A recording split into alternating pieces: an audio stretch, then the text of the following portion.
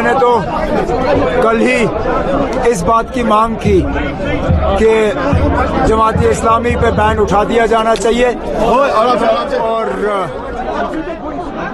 आने वाले जो असेंबली इंतखाबात हैं उनमें जमात इस्लामी उतरे और बढ़ चढ़ के हिस्सा ले। अभी तक तो बीच बीच में हम ये सुन रहे थे मुख्तलिफ इलेक्शनों में कि कहीं ना कहीं वो अलग अलग उम्मीदवारों की मदद करने की बात कर रहे थे।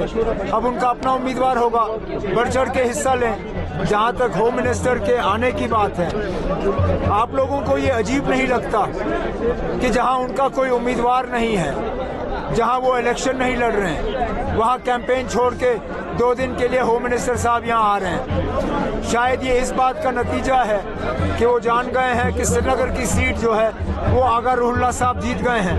अब वो किसी न किसी जो है इस कोशिश में लगे रहेंगे कि कहीं नेशनल कॉन्फ्रेंस को वो किस तरह नुकसान पहुंचा पाएंगे। लेकिन इंशाल्लाह लोगों का साथ हमारे साथ है और मैं उम्मीद कर रहा हूं कि बाकी जो 2 सीटें हैं अनंतनाग और बारामूला की, इनमें भी नेशनल कॉन्फ्रेंस जो है अच्छी कामयाबी हासिल करेगी।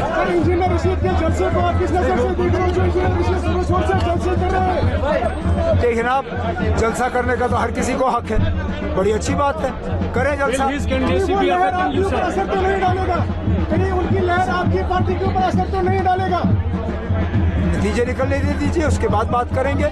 मुझे तो जहाँ तक लगता है फिलहाल जो हमारी असेसमेंट है कि मुझ पे असर करने से पहले मेरे खिलाफ जो जीतने का दावा कर रहे थे असर उन पे हो रहा है।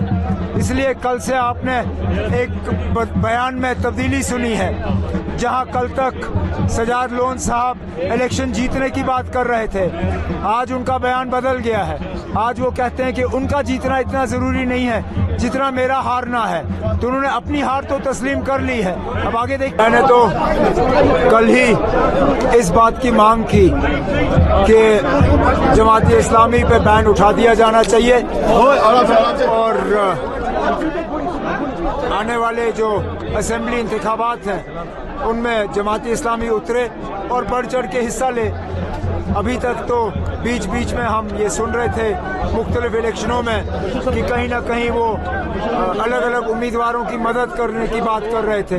अब उनका अपना उम्मीदवार होगा, बढ़ चढ़ के हिस्सा लें। जहाँ तक होम मिनिस्टर के आने की बात है, आप लोगों को ये अजीब नहीं लगता कि जहाँ उनका कोई उम्मीदवार नहीं है, जहाँ वो इलेक्शन नहीं लड़ रहे हैं, वहाँ कैंपेन छोड़ के 2 दिन के लिए होम मिनिस्टर साहब यहाँ आ रहे हैं।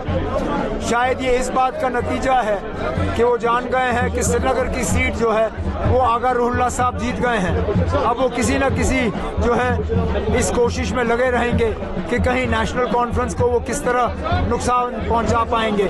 लेकिन इंशाल्लाह लोगों का साथ हमारे साथ है और मैं उम्मीद कर रहा हूं कि बाकी जो 2 सीटें हैं अनंतनाग और बारामूला की, इनमें भी नेशनल कॉन्फ्रेंस जो है अच्छी कामयाबी हासिल करेगी।